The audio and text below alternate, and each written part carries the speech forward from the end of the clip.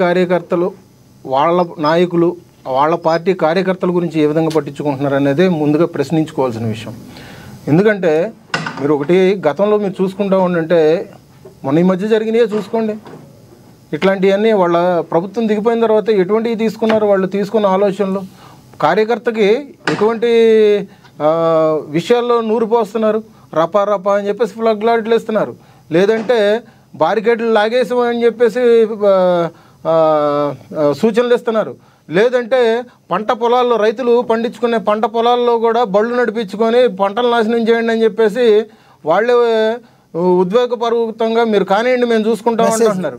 మళ్ళీ మొన్న జరిగిన మీటింగ్లో కూడా పోలీసు వారు మీరు ఇట్లాగా బయటికి రావడం కుదరదని చెప్పేసి వాళ్ళ పార్టీ అధ్యక్షుడు చెప్తే ఈయన పక్క లాగిపడండి అని చెప్పేసి పోలీసుని బెదిరించే స్థాయికి వెళ్ళిపోయారు. అంటే మీరు ఇంకొక విషయం గుర్తుపెట్టుకోవాలి, వాళ్ళ పార్టీలో కార్యకర్తల్ని ఎట్లా చేస్తున్నారంటే ఒక సంఘ విద్రోహుల్లాగా వాళ్ళు చిత్రీకరణ చేస్తున్నారు. వాళ్ళ పార్టీలో కార్యకర్తల్ని ఎట్లాగంటే 10 రూపాయలు ఇచ్చి మేపే ఇదే చేస్తున్నారు, కానీ కార్యకర్తని పార్టీకి ఆయువులాగా కార్యకర్తని కరెక్ట్గా వాళ్ళు ఉపయోగించుకునే అయితే స్థితిగతులు అయితే వాళ్ళ పార్టీలో కనిపించట్లేదు.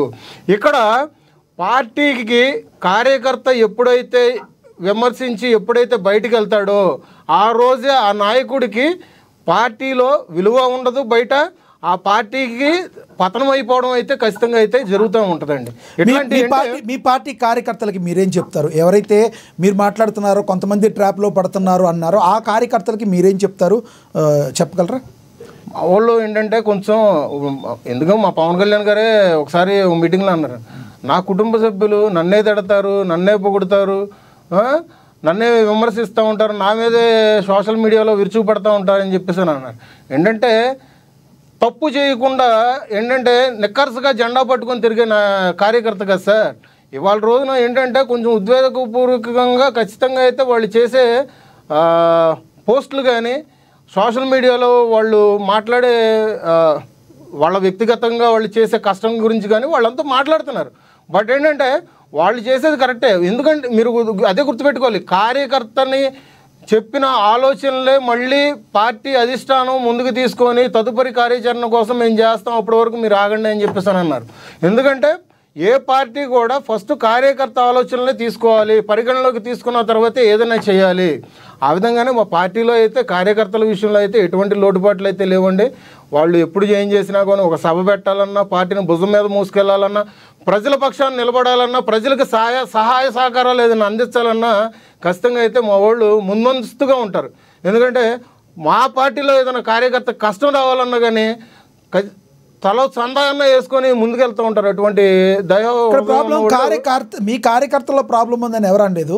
అంతటి బాగా పార్టీ కోసం కష్టపడుతున్న కార్యకర్తలని మీ యొక్క అధిష్టానం ఎంతవరకు గుర్తిస్తుంది అనేది ప్రశ్న సార్. ఇక్కడ ఫస్ట్ ఏంటంటే మనం ఇక్కడ ఒకటే పార్టీ ఉందనుకోండి, ఎటువంటి కూటమి లేకుండా, అది ఎట్లాగైనా కానీ కమిటీలు వేసుకోవచ్చు, లేదంటే గ్రామస్థాయి నుంచి పార్టీని బలోపేతం చేసుకుంటూ రావచ్చు. ఇక్కడ ఏం జరుగుతుందంటే ఆ పార్టీలో ఉన్న కొంతమంది వ్యక్తులు అంటే వాళ్ళ రోజున మీరు బయట జరిగే పరిణామాలు ఎట్లా ఉన్నాయంటే ఆ పార్టీలో ఉన్న కొంతమంది నాయకులు కానీ కార్యకర్తల గురించి కానీ ఇటు పక్కన పార్టీలో వాళ్ళకి కొంతమందికి తెలియట్లేదు. అదేం జరుగుతుందంటే మళ్ళీ వాళ్ళు మమ్మల్ని పట్టించుకోవట్లేదని చెప్పేసి మళ్ళీ ఇక్కడికి వచ్చి పార్టీ అధిష్టానం దగ్గరికి వచ్చి వాళ్ళు విన్నవించుకుంటున్నారు. సో పార్టీ ఇక్కడ ఏం జరుగుతుందంటే ఒక సంవత్సరం ఇవాళ రోజున మన పాలన ప్రజెంట్ ఏంటంటే పార్టీ ప్రతిష్టాపన గురించి కాకుండా ఫస్ట్ ప్రభుత్వం ఏ విధంగా అంటే ప్రభుత్వం పథకాల విషయం మీద కానీ ప్రజల పక్షాన కానీ ఫస్ట్ దాని గురించి ఆలోచిస్తుంది. పార్టీ ఆల్రెడీ ఇప్పుడు కొత్తగా వచ్చిన నియోజకవర్గాల విషయంలో కానీ కొత్త జిల్లాల విషయంలో కానీ ఆల్రెడీ మొత్తం అంతా డేటా తీసుకున్నారు. ఒక 6 months అయితే టైం పట్టుద్దండి. ఇప్పుడు ఒకటి చెప్పండి, మీ పార్టీ ఏదైతే ప్రామిస్ చేసి మీ అధిష్టానం పవన్ కళ్యాణ్ గారు ఏదైతే చెప్పారో దానికి తగ్గట్టే మీ పార్టీలో అందరికీ న్యాయం జరుగుతుందా? ఇప్పుడు వరకు జరిగిందా, జరగబోతుందని మీరు నమ్ముతున్నారా? ఖచ్చితంగా జరుగుతుంది సార్. కష్టపడేవాడికి ప్రతి ఒక్కడికి కూడా న్యాయం జరుగుద్ది పార్టీలో. మీరు అది ఇదైతే మీరు నోట్ చేసుకోండి. ఎందుకంటే నేను ఉదాహరణకి చెప్పాలంటే ఒక సైకిల్ షాప్ ఉన్న వ్యక్తి ఇవాళ రోజున విజయనగరంలో అధికార ప్రతినిధిగా ఉన్నాడు. ఇవాళ రోజున ఏమీ లేని చిర్రి బాలరాజు గారు లాంటి వ్యక్తి ఇవాళ రోజున ఎమ్మెల్యే అయ్యారు. మీరు ఇట్లాంటివన్నీ పార్టీ కొన్ని ఆలోచనలు తీసుకోవాలి.